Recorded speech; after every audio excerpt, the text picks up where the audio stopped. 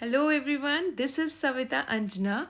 I am your maths educator और आज जो हम टॉपिक पढ़ने वाले हैं वो है कि दो मैट्रिसेस को कैसे मल्टीप्लाई करना है। ये हमने जो लास्ट लेक्चर में अपना टॉपिक किया था ऑपरेशंस ऑन मैट्रिसेस, उसी का ही एक पार्ट है। बहुत इम्पॉर्टेंट है और बहुत ही इजी है। तो चलिए इसे शुरू करते हैं। पर उससे पहले जो स्टूडेंट्स मेरे साथ आज पहली बार जुड़ रहे हैं उनके लिए बताना चाहूँगी कि मेरे जितने भी सेशंस हैं उसके जो नोट्स हैं आप ले सकते हैं इस चैनल A+B होल स्क्वायर से। तो इसके लिए आपको टेलीग्राम पे जाना पड़ेगा और इसे जल्दी से ऐड करना पड़ेगा। अब एक बार आते हैं उन स्टूडेंट्स के लिए जो अभी अभी अनअकैडमी पे आए हैं, तो उन्हें बताते हैं कि कैसे अनअकैडमी ऐप को यूज़ करना है। यस, आप सबको पता है बहुत आसान है।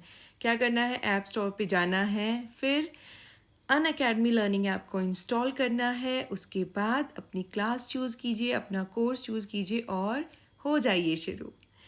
और इसके साथ साथ एक और बहुत इम्पॉर्टेंट चीज़, वो क्या कि अनअकैडमी प्रोवाइड करता है सब्सक्रिप्शन प्लान्स। सब्सक्रिप्शन प्लान्स क्यों? क्योंकि इससे आप घर बैठे बैठे बहुत सारे कोर्सेज का फ़ायदा उठा सकते हैं। ये बेनिफिट्स हैं सब्सक्रिप्शन प्लान्स के। आपको स्टडी मटेरियल मिलेगा, लाइव टेस्ट सीरीज़ होगी, इसके साथ साथ प्रैक्टिस टेस्ट होंगे और रेगुलर डाउट क्लियरिंग सेशंस और बहुत सारी चीज़ें जो आप फ़ायदा उठा सकते हैं सब्सक्रिप्शन के साथ। और जो सब्सक्रिप्शन है वो बेसिकली यहाँ पर दो तरीके के हैं। जो पहला वाला सब्सक्रिप्शन है वो है प्लस सब्सक्रिप्शन। डिटेल्स आपकी स्क्रीन पर है। और हाँ, अगर आपको चाहिए 10% ऑफ तो आप यूज़ कीजिए मेरा कोड SAVITA। ये कोड यूज़ करने पर आपको मिलेगा फ्लैट 10% ऑफ। जो दूसरा अनअकैडमी सब्सक्रिप्शन प्लान है वो है आइकॉनिक सब्सक्रिप्शन प्लान्स। इसमें 6 एक्स्ट्रा फीचर्स हैं जो भी आपको प्लस सब्सक्रिप्शन के साथ मिलेगी। उसके साथ साथ 6 एक्स्ट्रा फीचर्स मिलेंगी। कौन सी 6 एक्स्ट्रा फीचर्स? आपको आपका पर्सनल मेंटर मिलेगा जो आपको गाइड करेगा। इसके साथ साथ स्टडी प्लानर आपको मिलेगा। एक वीकली रिपोर्ट जनरेट की जाएगी जिससे आप एनालाइज कर सकते हैं कि आपने कितना पढ़ा और कैसे आगे का प्लान करना है। आपके पेरेंट्स कनेक्ट हो सकते हैं, they can ask their queries and बहुत सारी चीज़ें। तो ये तो था आइकॉनिक सब्सक्रिप्शन प्लान के बारे में। जो इसकी डिटेल्स हैं वो आपकी स्क्रीन पर है। फिर से क्या कर सकते हो, 10% ऑफ ले सकते हो। कैसे? कोड यूज़ करके, SAVITA। यस, ये कोड यूज़ करके आप ले सकते हो 10% ऑफ। अब आता है एक बहुत ही इम्पॉर्टेंट फीचर जो अनअकैडमी प्रोवाइड करता है, वो है how to ask a doubt. तो बहुत आसान है। क्या करना है, आस्क अ डाउट जो कॉर्नर है उस पर जाइए। उसके बाद आपका जो भी डाउट है तो उसका क्या करना है, बुक में से या आपके पास अगर ऑलरेडी फ़ोटो है तो उस फोटो को अपलोड करना है। फिर वेट करना है और आपको मिल जाएंगे आपके डाउट के आंसर्स। अनअकैडमी प्रोवाइड करता है 6 टू क्लास 12th के लिए स्कॉलरशिप्स। यस, और जो स्कॉलरशिप की डेट है जैसे आप स्क्रीन पर देख सकते हो 20 जून है। ये क्या है, 30 क्वेश्चंस का एक छोटा सा टेस्ट होगा 1 घंटे के लिए और आप जीत सकते हो 5 करोड़ तक के प्राइजेस। तो बहुत जल्दी से जाइए और इस टेस्ट को अटैम्प्ट कीजिए। अब है subscription plans for CBSE students. Yes, जितने भी CBSE स्टूडेंट्स हैं उनके लिए स्पेशल सब्सक्रिप्शन प्लान है। उन्हें कुछ फ्री मंथ्स मिलेंगे। जैसे अगर वो 12 मंथ्स के लिए सब्सक्राइब करते हैं तो उनको 2 मंथ्स फ्री मिलेंगे। इस तरीके से और भी बहुत सारे प्लान्स हैं जो आप स्क्रीन पर देख सकते हो। और बच्चा, ये जो ऑफ़र है ये बहुत ही लिमिटेड टाइम के लिए है। तो अगर आपको ये प्लान चाहिए तो जल्दी से सब्सक्राइब करो। तो ये तो था अनअकैडमी ऐप के बारे में। अब हम आते हैं कि हम क्या पढ़ने वाले हैं। देखो, मैंने आपको पहले बताया कि हम दो मैट्रिसेस को मल्टीप्लाई करना सीखेंगे। तो लास्ट लेक्चर में जब भी हमने और ऑपरेशंस पढ़े थे तो उन ऑपरेशंस के साथ साथ हमने उनकी प्रॉपर्टीज़ भी की थी और इसके साथ साथ कुछ NCERT क्वेश्चंस भी सॉल्व किए थे, राइट। IIT क्वेश्चंस भी सॉल्व किए थे। तो यही हम इस लेक्चर में भी करने वाले हैं। हम अपना टॉपिक कवर करेंगे पहले, फिर हम उसकी कुछ इम्पॉर्टेंट चीज़ें हैं, जो भी इम्पॉर्टेंट बातें हैं उनको नोट करेंगे, कुछ क्वेश्चंस प्रैक्टिस करेंगे, कुछ क्वेश्चंस मैं आपको प्रैक्टिस करने के लिए घर के लिए दूंगी। बेसिकली क्या है, आपकी बुक, आप जो भी बुक फॉलो करें पहले एक बुक फॉलो कीजिए, उसे अच्छे से कीजिए, या साथ में 2-3 बुक भी कर सकते हो। क्या करना होता है कि जो भी टॉपिक आप आज मैं आपको पढ़ाती हूँ या जो मैं डेली आपको पढ़ाती हूँ, लेक्चर ख़त्म होने के बाद जाइए उसके क्वेश्चंस निकालिए और सोल्व कीजिए। मैथ्स अगर बहुत अच्छे से सीखना है तो उसका एक ही मंत्र है, प्रैक्टिस। एक बार टॉपिक करने के बाद बहुत सारे क्वेश्चंस प्रैक्टिस कीजिए, कम से कम 30 क्वेश्चंस दिन के। इतना करेंगे धीरे धीरे आपकी स्पीड बहुत अच्छी हो जाएगी, आपके कॉन्सेप्ट्स बहुत अच्छे हो जाएंगे और आपको डर नहीं लगेगा। और आप देखना, जो 3 घंटे का पेपर होता है ना, ये तो आप ऐसे ही कर लोगे। और सिर्फ इतना ही नहीं, जो कॉम्पिटिटिव एग्ज़ाम्स होते हैं उसमें भी आपकी स्पीड अच्छी होगी, आपकी एक्यूरेसी अच्छी आएगी। तो इसीलिए जब भी आप मैथ्स करते हो, प्रैक्टिस बहुत इंपॉर्टेंट हो जाते हैं। सिर्फ मैथ्स में नहीं, बाकी सब्जेक्ट्स के साथ भी ऐसा ही है। तो हमें तो अच्छे से पढ़ना है, तो करें शुरू। चलिए शुरू करते हैं। पहले मैं आपको थोड़ा सा क्लिप्स देती हूँ कि आज हम क्या करने वाले हैं। आज हम करेंगे कि 2 मैट्रिसेस को मल्टीप्लाई करते हैं, तो ऐसी क्या नेसेसरी कंडीशन है जो हमें सेटिस्फाई करानी होती है, तो वो कंडीशन को डिस्कस करेंगे। उसके बाद कुछ एनसीईआरटी क्वेश्चंस डिस्कस करेंगे, ठीक है। और भी बहुत सारी चीज़ें हैं जो आपको अभी लेक्चर में पता चलेंगी। तो रेडी, आप सब रेडी हैं? शुरू करें। चलिए 1 मिनट लेते हैं, अपना ले लीजिए पेन, नोटबुक, और नोट्स लिखने के लिए रेडी हो जाइए। और अगर आपके कोई भी डाउट्स होते हैं तो आप कमेंट सेक्शन में लिख सकते हैं। तो उस पर क्या होगा, उस पर मैं कोई 15 मिनट्स का शॉर्ट वीडियो हम बनाएंगे और वो अपलोड करेंगे। तो जिससे क्या है कि हमारे जितने भी डाउट्स हैं ना, साथ के साथ सॉल्व हो जाएंगे, है ना। और फिर आपको बहुत कॉन्फिडेंस आएगा कि नहीं, आपको तो सारे क्वेश्चंस आते हैं और ये ज़रूरी है। तो अभी हमने शुरू किया है अपना सिलेबस कवर करना, तो साथ के साथ हम अच्छे से करते हुए जाएंगे, ताकि जब हमारे रिवीजन का टाइम आए तो हम इतने अच्छे से कर चुके हो कि रिवीजन तो यूँ हो जाए। तो चलिए शुरू करते हैं। ऑपरेशन ऑन मैट्रिसेस, और अब आता है मल्टीप्लिकेशन ऑफ मैट्रिसेस। देखो, जब हमने 2 मैट्रिसेस को ऐड किया था तो इनकी क्या नेसेसरी कंडीशन थी, कब आप 2 मैट्रिसेस को ऐड कर पा रहे थे? जब उनका ऑर्डर इक्वल था। अगर ऑर्डर इक्वल नहीं था तो आप ऐड ही नहीं कर सकते थे, क्योंकि element to element wise addition हो रहा था। तो वो वहाँ पे थी उसकी नेसेसरी कंडीशन। ऐसी ही एक नेसेसरी कंडीशन है मैट्रिसेस के मल्टीप्लिकेशन के साथ। वो क्या है और मैट्रिक्स मल्टीप्लिकेशन कैसे करना है, ये समझने से पहले मैं एक छोटा सा एग्जाम्पल आपको देती हूँ। इस एग्जाम्पल को समझते हैं, फिर आपकी बहुत सारी चीज़ें क्लियर हो जाएंगी इसी एग्जाम्पल से। तो चलिए, एग्जाम्पल क्या है। सपोज आप और आपके फ्रेंड्स हैं, आप एक स्टेशनरी शॉप पे जाते हैं, आपने 2 पेन और 5 स्टोरी नोटबुक्स परचेज करनी है, ठीक है। और आपका जो फ्रेंड है वो चाहता है कि उसे 8 पेन्स और 10 स्टोरी बुक्स परचेज करने हैं। तो अब आप शॉप पे गए, शॉपकीपर ने आपको बताया कि देखिए, एक पेन का जो प्राइस है वो है 5 रुपीज़, और एक स्टोरी बुक जो है वो आपको 50 रुपीज़ की पड़ेगी। तो आप दोनों कैलकुलेट कर लीजिए कितना हुआ आपका अमाउंट और मुझे बता दीजिए। तो अब क्या करोगे, सिंपल, आपने लेने हैं 2 पेन, एक पेन का प्राइस है 5 रुपीज़, तो मल्टीप्लाई कर दिया। और आपने लेनी है 5 बुक्स, एक बुक का प्राइस है 50 रुपीज़, आपने इनको भी मल्टीप्लाई कर दिया और दोनों को कर लिया ऐड। तो ये हो गया आपका अमाउंट। ऐसे आपके फ्रेंड भी निकाल लेंगे। लेकिन क्या है, रियल लाइफ में इतनी सिंपल, आप 2 चीज़ें, चलो 1-2 चीज़ें लेने जाते हो, लेकिन जब हम बहुत बड़े लेवल पे बात करते हैं तो बहुत सारे आइटम्स होंगे, उनकी बहुत डिफरेंट प्राइस लिस्ट होगी। सपोज आप कंपेयर करना चाहते हो, आप सिर्फ एक शॉप से नहीं, आपने अपने उसके साथ वाले एक और शॉप से पूछा कि आप बताइए आप कितने का देंगे ये पेन और ये नोटबुक। तो उन्होंने बोला कि चलिए मैं आपको ये पेन जो है वो 4 रुपीज़ का दूंगा, और जो नोटबुक है वो, जो भी बुक है वो 30 रुपीज़ की। तो आप सोचोगे यार, यहाँ पे मुझे कम अमाउंट पे करना पड़ेगा। तो ऐसे ही हर जगह होता है, आप कंपेयर करते हो चीज़ें एक बेटर डिसीजन लेने के लिए। तो उनको सिंप्लीफाई करने के लिए कई बार, अब इतने सारे नंबर्स आप कैसे एंटर करोगे, आप क्या करोगे, मैट्रिक्स फॉर्म में कन्वर्ट करोगे। तो एक इसी को हम मैट्रिक्स फॉर्म में कन्वर्ट करके देखते हैं कि कैसे ये मैट्रिक्स फॉर्म में सोल्व हो सकता है। तो हमने लास्ट लेक्चर में सीखा था कि कैसे एक पॉइंट को या फिर कैसे चीज़ों को आप मैट्रिक्स फॉर्म में लिखेंगे।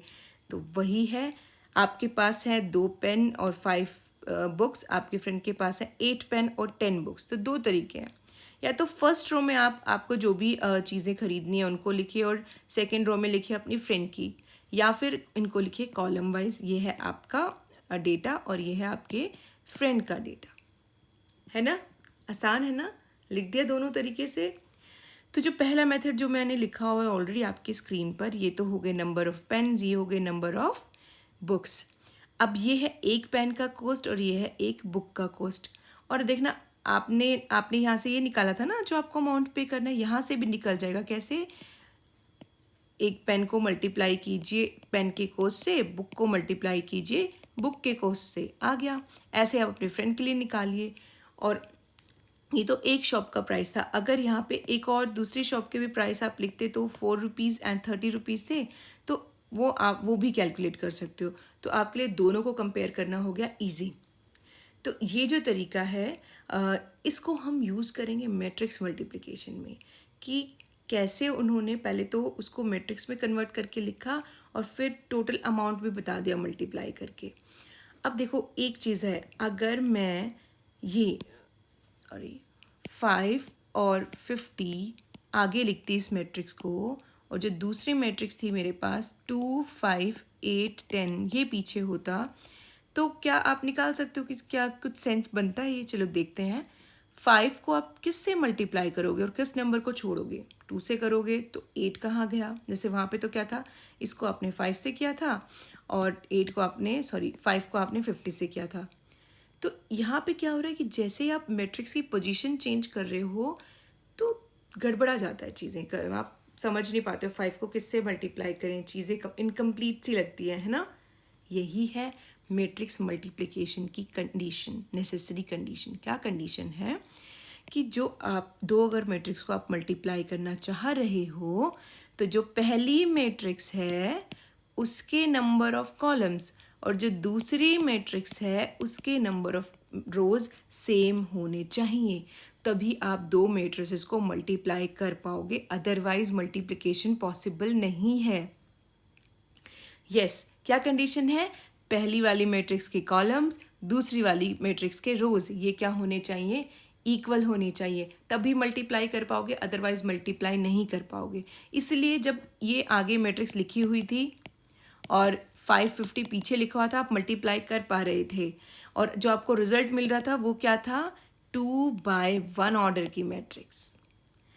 लेकिन जैसे आपने पोजीशन चेंज की तो ये हो गई 2/1 ऑर्डर की मैट्रिक्स, ये हो गई 2/2 ऑर्डर की मैट्रिक्स। इसके नंबर ऑफ कॉलम्स, इसके नंबर ऑफ रोज मैच नहीं करते, तो आप क्या नहीं कर पा रहे थे? मल्टीप्लाई नहीं कर पा रहे थे। तो ये है नेसेसरी कंडीशन। क्या है? कि पहली मैट्रिक्स के कॉलम्स और दूसरे मैट्रिक्स के रोज इक्वल होने चाहिए, और जब आप उनको मल्टीप्लाई करोगे तो ये जो है ये होगा जो रिजल्टेंट मैट्रिक्स है उसका ऑर्डर। तो जैसे मान लो मैंने एक 2/3 ऑर्डर की मैट्रिक्स ली है, इसको किस किस मैट्रिक्स से मल्टीप्लाई कर सकते हैं? 3/1 ऑर्डर की मैट्रिक्स से, 3/2 ऑर्डर की मैट्रिक्स से, 3/3 ऑर्डर की मैट्रिक्स से, 3/4 ऑर्डर की मैट्रिक्स से, कोई भी मैट्रिक्स हो सकती है। उसमें सिर्फ क्या कंडीशन है कि ये जो नंबर है ये इसके इक्वल होना चाहिए, और आपका जो आउटपुट आएगा वो क्या आएगा? अगर आप 3/1 ऑर्डर की मैट्रिक्स लेते हो तो जो आउटपुट आएगा, जो आउटपुट मैट्रिक्स मिलेगी वो 2/1 ऑर्डर की होगी। अगर इस ऑर्डर की मैट्रिक्स ये होती तो क्या होता? आउटपुट ऑर्डर मैट्रिक्स का ऑर्डर 2/2, और इस केस में क्या होता? 2/3। तो ये तो हुआ कि necessary condition to multiply two matrices. तो इसको हमने लिखा है नेक्स्ट स्लाइड पर। For multiplication of two matrices A and B, the number of columns in A should be equal to number of columns in B. Suppose ये matrix A है, ये है matrix B, तो number of columns in A should be equal to number of columns in B. और जो आपको result मिलेगा matrix C, उसका order होगा M cross K। आ गया समझ में? आगे बढ़े, चलिए आगे। अब आता है, ये स्लाइड मैंने एक और एग्जाम्पल के लिए ही रखी थी, बट मुझे लगता है कि हमारा जो टॉपिक है यहाँ पे क्लियर हो जाना चाहिए। अब हम आते हैं, ये तो था नेसेसरी कंडीशन, चेक कर ली कंडीशन। जब भी आप दो मैट्रिसेस को मल्टीप्लाई करेंगे पहले यही कंडीशन चेक करेंगे, और जो रिजल्ट आना है उस मैट्रिक्स का ऑर्डर साइड में लिख के रख लेंगे। अब आता है कि अंदर वाले एलिमेंट्स पे क्या असर पड़ेगा। तो वहाँ पे देखिए, वहाँ पर जब मैंने, हमारे पास ये मैट्रिक्स थी 2 5 8 10 एंड 5 15, तो आपने कैसे रिजल्ट निकाला था? आपने क्या किया था, ये वाली रो उठाई थी और इस कॉलम से मल्टीप्लाई किया था। कैसे मल्टीप्लाई किया था? 2 को मल्टीप्लाई किया था 5 से और फिर ऐड कर दिया था 5 को 50 से मल्टीप्लाई करने के बाद। सिमिलरली 8 को मल्टीप्लाई किया था 5 से एंड 10 को मल्टीप्लाई किया था 50 से, उनको ऐड कर दिया था। तो यही है मैट्रिक्स मल्टीप्लिकेशन का तरीका। क्या करोगे, फर्स्ट रो के एलिमेंट्स उठाओगे, उसको मल्टीप्लाई करोगे फर्स्ट कॉलम से और फिर उसको लिख देंगे हम अपने फर्स्ट कॉलम फर्स्ट मैट्रिक की पोजीशन पे।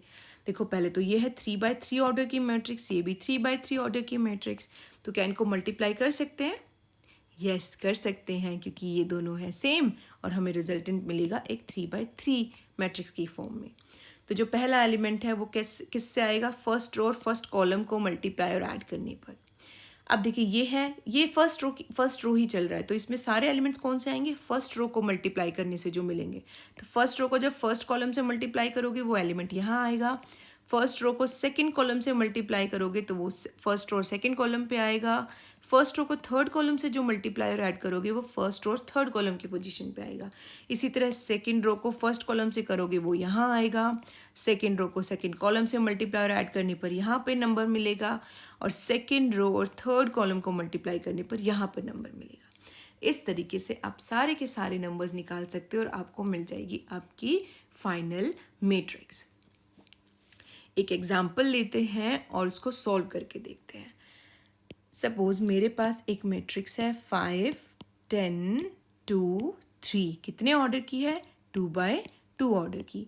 एक मैंने दूसरी मैट्रिक्स ली 2x2 ऑर्डर की, कौन सी? 1 2 1 एंड 3। मुझे इन दोनों को मल्टीप्लाई करना है। तो पहले कंडीशन चेक करेंगे, क्या हम इनको मल्टीप्लाई कर सकते हैं?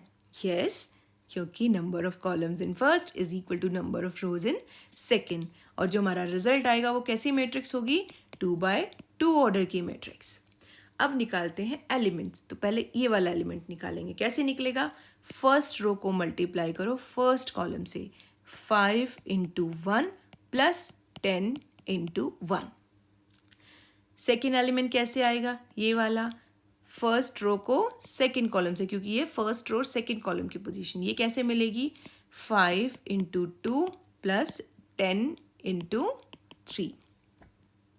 अब आइए इस एलिमेंट पर ये कैसे मिलेगा? क्योंकि ये सेकेंड रो और फर्स्ट कॉलम का एलिमेंट है, तो सेकेंड रो और फर्स्ट कॉलम को मल्टीप्लाई करेंगे। 2 को मल्टीप्लाई करेंगे 1 से, 3 को भी मल्टीप्लाई करेंगे 1 से। अब बच गया ये वाला एलिमेंट। कौन सा एलिमेंट है? Second row and second column. तो सेकेंड रो को मल्टीप्लाई करेंगे सेकेंड कॉलम से, 2 को मल्टीप्लाई किया 2 से एंड 3 को मल्टीप्लाई किया 3 से। अब इनको कर लेंगे सॉल्व। इस कैलकुलेशन को सॉल्व करोगे तो 5 plus 10, 10 plus 30, 2 plus 3 and 4 plus 9।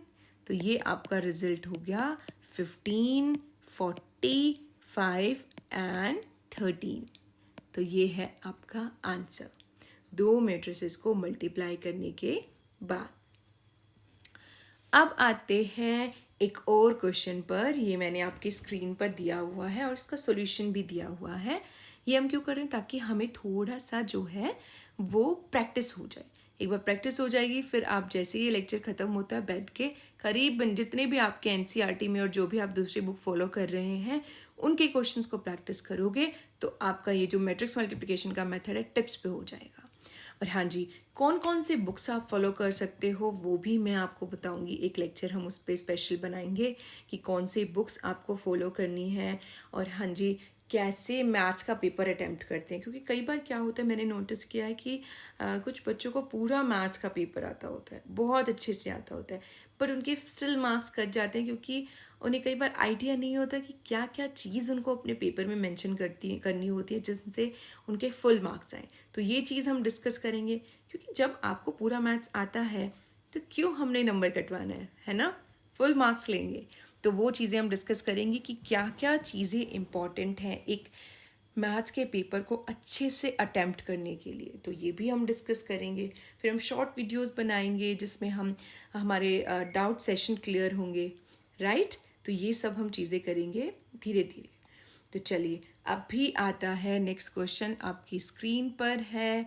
I hope जो स्टूडेंट इस मेथड को ऑलरेडी समझ चुके हैं उन्होंने ये जो बहुत जल्दी सॉल्व कर लिया होगा, और जिन्होंने आज पहली बार किया है उनको भी ये बड़ा आसान लग रहा होगा, राइट, क्योंकि है ये बहुत आसान। चलिए अब देखते हैं कि क्या करना है। क्या करना है, पहली चीज़ कंडीशन चेक करनी है। सबसे पहले हमेशा कंडीशन चेक करनी है। तो देखिए ये जो मैट्रिक्स है ये कितने ऑर्डर की है बच्चा, 2/3 ऑर्डर की। और ये जो मैट्रिक्स है ये कितने ऑर्डर की है, 3/2 ऑर्डर की। जब आप इनको मल्टीप्लाई करोगे तो आपका जो रिजल्ट आएगा कितने ऑर्डर की मैट्रिक्स होगी, 2/2 ऑर्डर की, राइट। अब आते हैं 2/2 ऑर्डर की मैट्रिक्स के लिए एलिमेंट्स निकालने की बारी। एलिमेंट्स कैसे निकालोगे, फर्स्ट रो फर्स्ट कॉलम कैसे निकलेगा, फर्स्ट रो को फर्स्ट कॉलम से मल्टीप्लाई करने के बाद 1 को करेंगे 10 से मल्टीप्लाई, प्लस 2 को करेंगे 20 से मल्टीप्लाई, प्लस 3 को करेंगे 30 से मल्टीप्लाई। तो जी ये आ गया हमारा फर्स्ट एलिमेंट। ऐसे ही अब आती है सेकंड एलिमेंट की बारी। फर्स्ट रो सेकंड कॉलम ये है, तो फर्स्ट रो को मल्टीप्लाई कीजिए सेकंड कॉलम से। 1 को मल्टीप्लाई किया 11 से, 2 को मल्टीप्लाई किया 21 से, 3 को मल्टीप्लाई किया 31 से। ऐसे ही एलिमेंट नंबर थर्ड, 4 को मल्टीप्लाई करोगे 10 से, एंड 5 को मल्टीप्लाई करोगे 20 से, एंड 6 को मल्टीप्लाई करोगे 30 से। तो ऐसे ही आप फोर्थ एलिमेंट भी लिख लेंगे, और जब इनको सॉल्व करेंगे तो आपको मिल गया नेक्स्ट मैट्रिक्स जो है इन दोनों मैट्रिक्स के प्रोडक्ट के इक्वल। अच्छा एक और चीज़, वो क्या, अगर मैं इस मैट्रिक्स को रखती आगे और इस वाली मैट्रिक्स को रखते हम पीछे तो क्या रिजल्ट होता, कितने ऑर्डर की मैट्रिक्स होती। देखो बच्चा ये है 3/2 ऑर्डर की मैट्रिक्स और ये होती 2/3 ऑर्डर की मैट्रिक्स। मल्टीप्लाई कर सकते थे, मल्टीप्लिकेशन पॉसिबल था क्योंकि ये कंडीशन फुलफिल हो रही है, और आपका जो रिजल्टेंट मैट्रिक्स होती वो होती 3/3 ऑर्डर की। तो एक चीज़ नोट करी, अगर जैसे आपने मैट्रिक्स की पोजीशन चेंज की पूरी मैट्रिक्स ही बदल गई। ये बहुत इंपॉर्टेंट प्रॉपर्टी है जो हम आगे पढ़ने वाले हैं, और ये रिजल्ट्स आपको याद रखने हैं क्योंकि ये पूछे जाते हैं एग्जाम्स में। तो चलिए नेक्स्ट है एक और क्वेश्चन जो आपकी स्क्रीन पर है। अब यहाँ से हम पता है कहाँ मूव कर रहे हैं, धीरे धीरे इम्पॉर्टेंट प्रॉपर्टीज़ पे जो मैट्रिक्स मल्टीप्लिकेशन के बारे में आपको पता होनी चाहिए। तो ये जो एग्जाम्पल इसको ध्यान से देखिएगा क्योंकि यहीं से एक प्रॉपर्टी का पता चलता है। क्या प्रॉपर्टी है वो, आपको ए बी निकालना है। ए ये मैट्रिक्स है और बी ये मैट्रिक्स है। ए का क्या ऑर्डर है, 2/2, बी का क्या ऑर्डर है, 2/3। मल्टीप्लिकेशन पॉसिबल है और आंसर जो होगा वो क्या होगी, एक 2/3 ऑर्डर की मैट्रिक्स। तो आपने सॉल्व किया और आपने रिजल्ट निकाला। देख लीजिए एक बार, ऐसे ही मल्टीप्लाई करेंगे ना, तो ये आ गई मैट्रिक्स आपकी ए बी।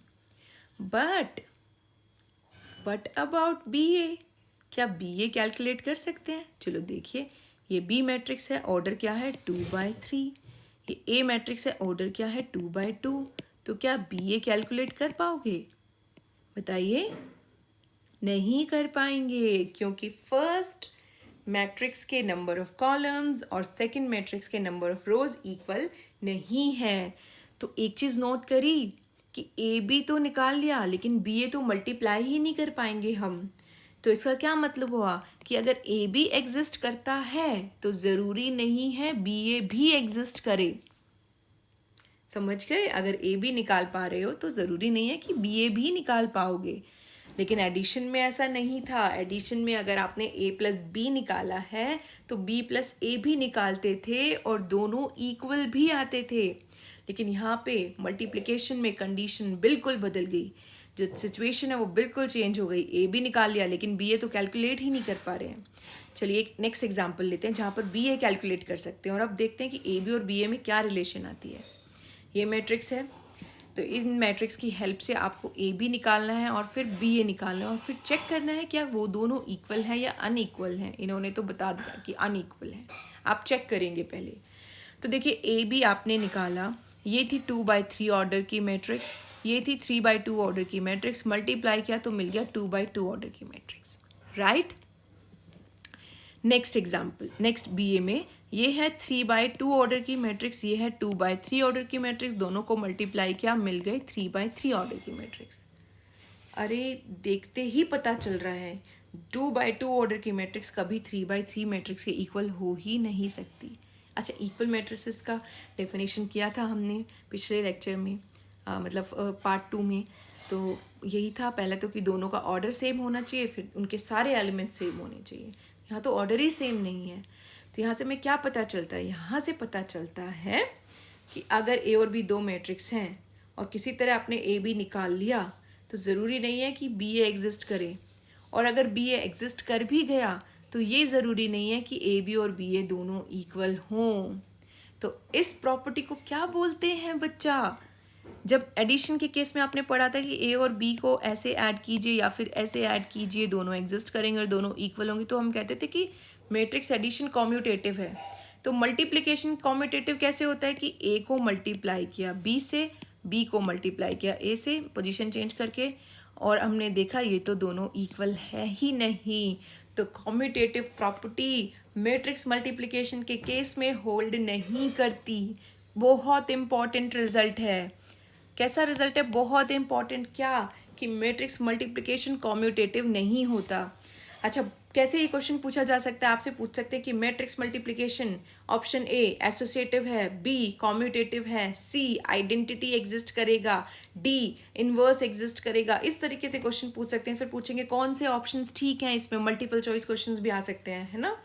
तो इसलिए कंडीशंस पता होनी चाहिए। इसके साथ साथ जब आप आगे और क्लासेस में जाएंगे तो इनसे बहुत अच्छे अच्छे क्वेश्चंस बनाए जा सकते हैं, जो आप देखेंगे, जो हम डिस्कस भी करेंगे।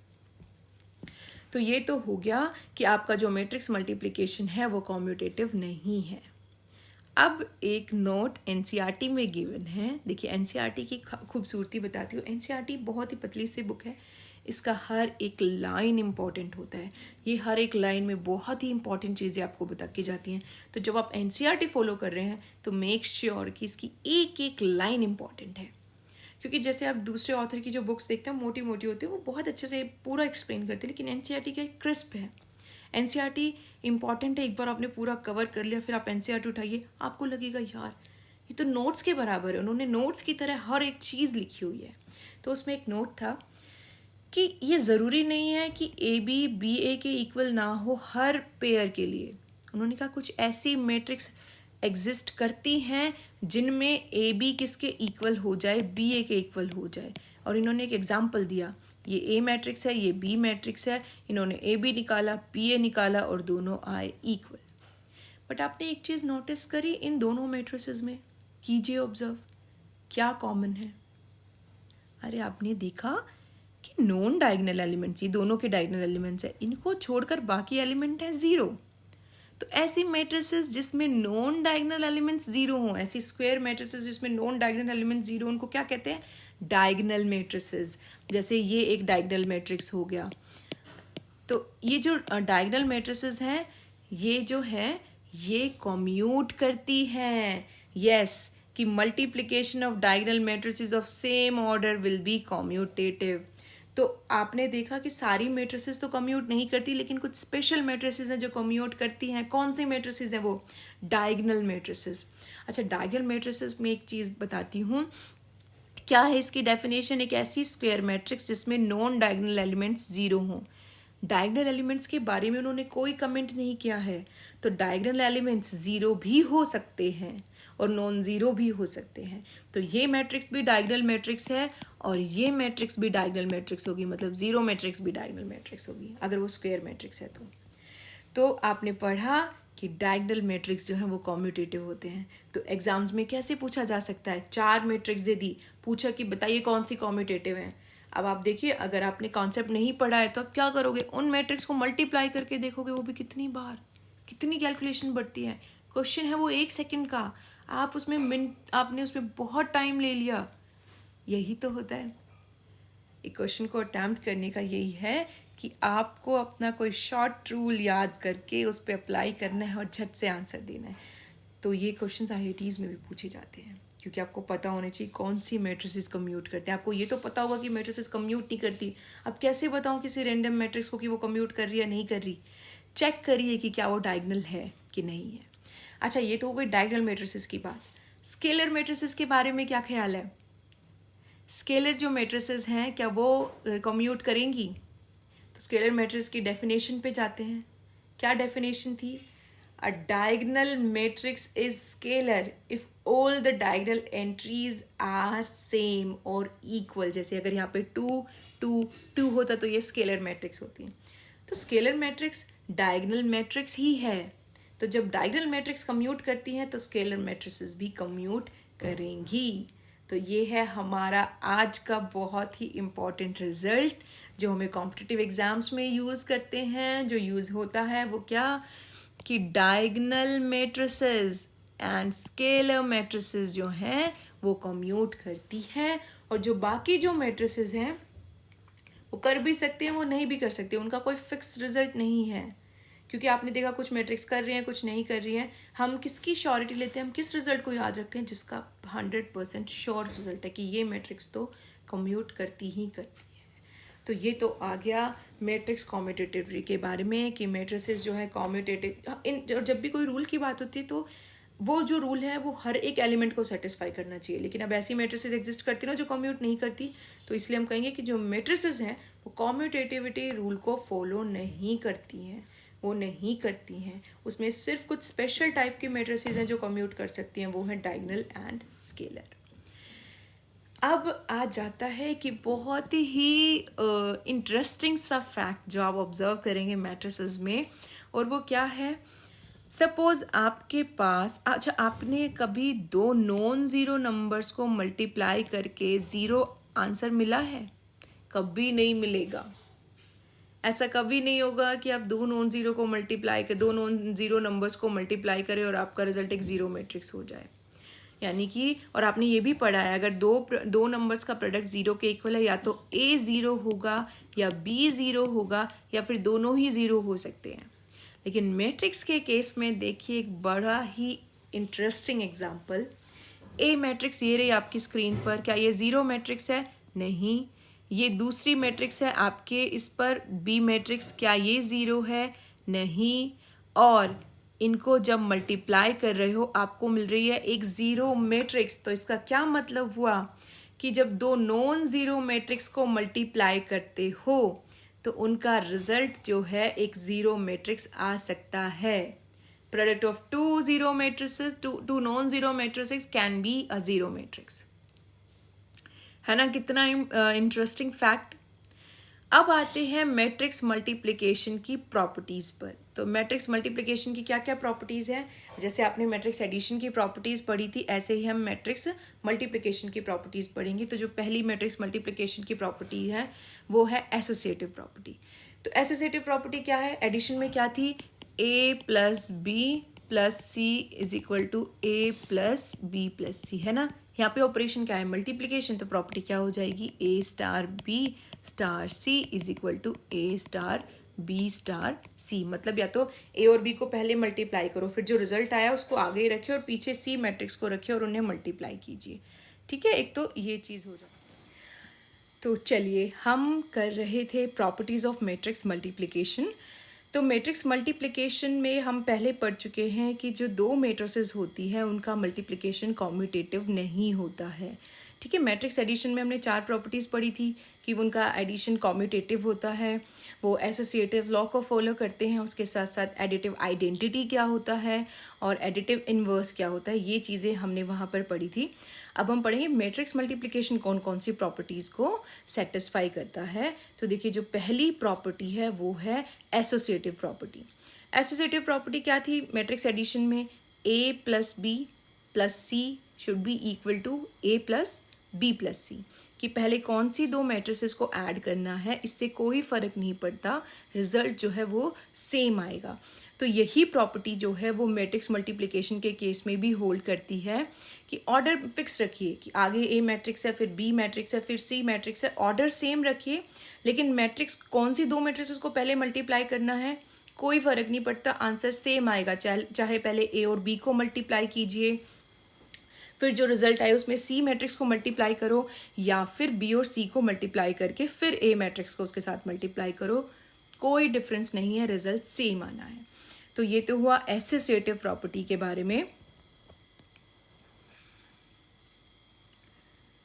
अब है सेकंड प्रॉपर्टी, वो है डिस्ट्रीब्यूटिव प्रॉपर्टी। देखो नाम से ही पता चल रहा है डिस्ट्रीब्यूटिव प्रॉपर्टी का क्या मतलब हुआ। डिस्ट्रीब्यूटिव प्रॉपर्टी का मतलब हुआ कि तीन मैट्रिसेस ए बी सी हैं, उनको जब आप लेंगे तो आप में जो ऑपरेशन है मैट्रिक्स मल्टीप्लिकेशन का उसको डिस्ट्रीब्यूट कर सकते हो ओवर एडिशन। जो ऑपरेशन है वो डिस्ट्रीब्यूटिव है ओवर एडिशन। कैसे? ए मैट्रिक्स है, उसको मल्टीप्लाई करना है बी प्लस सी के साथ, तो क्या कर सकते हो कि ए को बी से मल्टीप्लाई करो, ए को सी से मल्टीप्लाई करो और दोनों को ऐड कर दो, या फिर बी और सी को ऐड करो और फिर इसको ए से मल्टीप्लाई कर दो, रिजल्ट जो है वो सेम आना है। इसको ऐसे भी लिख सकते हो, जो ए का मल्टीप्लिकेशन ऑपरेशन है वो डिस्ट्रीब्यूटिव कैसे है, ए इंटू बी प्लस ए इंटू सी, ये प्रॉपर्टी यहाँ पर एग्जिस्ट करती है। जो सेकेंड प्रॉपर्टी है वो है A plus B into C is equal to A C plus B C. कहोगे मैम क्या डिफरेंस है दोनों में?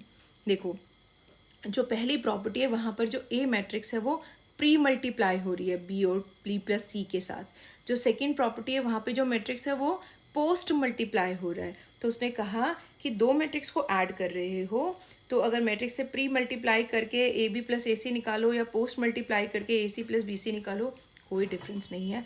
ऐड करके अगर मैट्रिक्स का ऑर्डर वही है, मैट्रिक्स फिक्स है अपनी पोजीशन पर, तो रिजल्ट जो है वो सेम आएगा। ये कहाँ यूज़ होते हैं? जब आप इक्वेशन सॉल्व करते हैं, क्योंकि मैट्रिक्स से लेकर भी इक्वेशंस बनेंगी। जब आप उन इक्वेशंस को सॉल्व करोगे तो वहाँ पर इन प्रॉपर्टीज़ का यूज़ होगा। तो ये तो हो गई associative property and distributive property. Commutative property hold नहीं करती तो उसको यहाँ पर मेंशन नहीं करेंगे।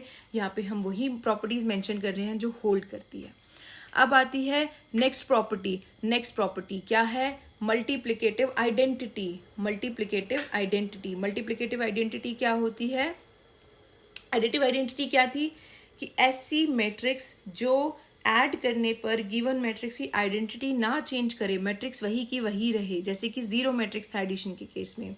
ऐसे ही मल्टीप्लिकेटिव आइडेंटिटी ऐसी मैट्रिक्स होगी जिसको गिवन मैट्रिक्स के साथ मल्टीप्लाई करने पर, चाहे प्री मल्टीप्लाई करो चाहे पोस्ट मल्टीप्लाई करो, आपको वही मैट्रिक्स वापस दे। तो ऐसी कौन सी मैट्रिक्स होती है जो मैट्रिक्स के साथ मल्टीप्लाई करने पर वापस वही मैट्रिक्स दे हमें? Identity matrix. आइडेंटिटी मैट्रिक्स क्या थी? ऐसी स्क्वायर मैट्रिसेस जिसके डायगोनल एलिमेंट्स हो 1, नॉन डायगोनल एलिमेंट्स हो 0।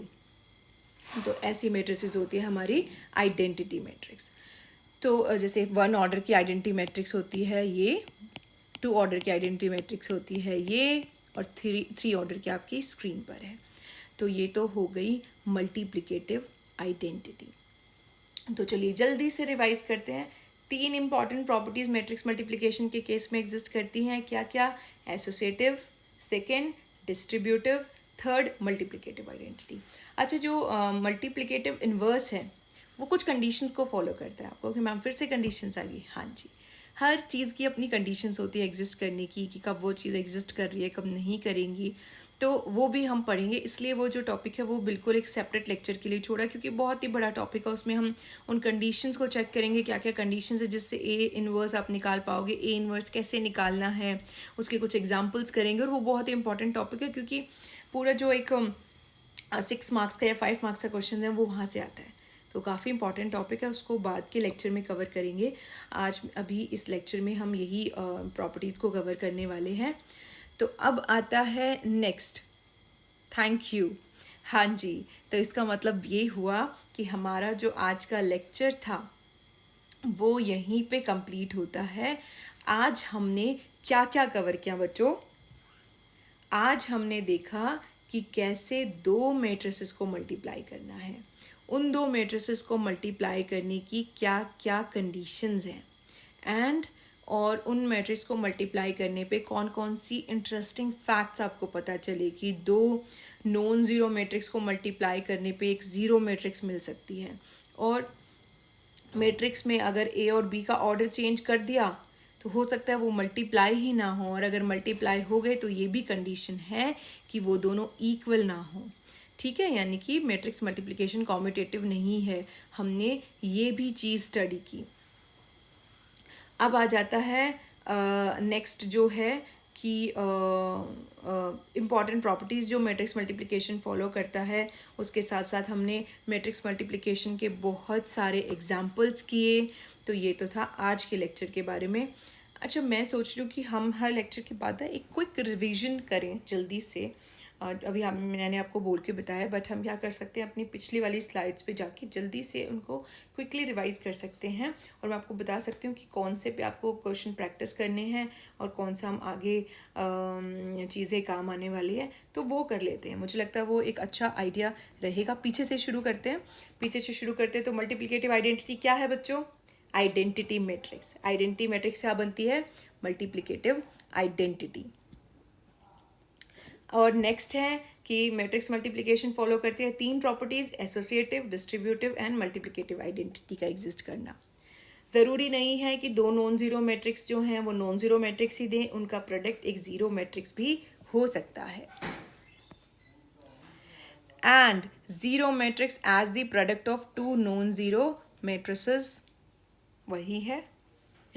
इसके साथ साथ हमने पढ़ा कि कैसी कौन सी मैट्रिसेस हैं जो कम्यूट करती हैं। तो हमने पढ़ा था diagonal matrices and scalar matrices. तो ये बच्चों बहुत ही इंपॉर्टेंट रिजल्ट है, क्योंकि इसमें से आईआईटी और कॉम्पिटिटिव एग्जाम्स में क्वेश्चंस पूछे जाते हैं। तो क्या याद रखना है? सिर्फ डायगोनल मैट्रिसेस और स्केलर मैट्रिसेस ही हैं जो कम्यूट करती हैं।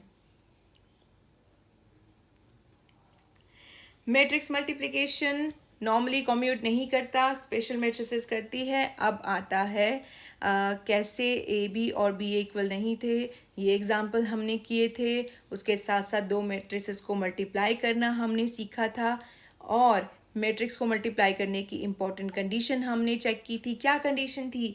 कि number of columns in first matrix must be equal to number of rows in the second matrix. तो ये था हमारा आज का टॉपिक। अब एक और चीज़, क्या है वो चीज़? वो ये कि अगर आप चाहते हो कि आपको मिले 10% ऑफ आपकी सब्सक्रिप्शन पर, तो कौन सा कोड यूज़ करेंगे? आप यूज़ करेंगे SAVITA, आप ये कोड यूज़ करेंगे। इसके साथ साथ आप मेरा जो चैनल है A+B² उसे सब्सक्राइब कर सकते हो, लाइक करो, शेयर करो, क्योंकि मेरे जितने भी लेक्चर्स हैं वो आपको वहीं पे मिलने वाले हैं। वहाँ पे हम पूरा 11th और 12th का मैथ्स कवर करेंगे, शॉर्ट वीडियोस कवर करेंगे जिसमें हम अपने डाउट्स क्लियर करेंगे। साथ साथ मैं आपको बताऊँगी कौन कौन सी बुक्स फॉलो करनी है, मैथ्स के पेपर को कैसे अटैम्प्ट किया जाता है, और बहुत सारी इंपॉर्टेंट चीज़ें। तो ये हो गया आज के लेक्चर के बारे में। नेक्स्ट लेक्चर में हम पढ़ेंगे ट्रेस ऑफ अ मैट्रिक्स क्या होता है, ट्रेस ऑफ अ मैट्रिक्स की क्या क्या प्रॉपर्टीज़ होती हैं, उनको कहाँ और कैसे इम्प्लीमेंट करना है, ट्रेस ऑफ मैट्रिसेस पे कौन कौन से इम्पॉर्टेंट क्वेश्चन मिलते हैं आपको आईआईटी में और आपके बोर्ड एग्ज़ाम्स में, और ट्रेस ऑफ मैट्रिसेस के साथ साथ आगे पढ़ेंगे कि मैट्रिक्स का इन्वर्स कैसे निकालते हैं, क्या उसकी सफिशिएंट कंडीशन है, क्या उसकी नेसेसरी कंडीशंस हैं। ये सब हम कवर करेंगे नेक्स्ट लेक्चर में। तो आज के लेक्चर में बस इतना ही। So stay tuned with me.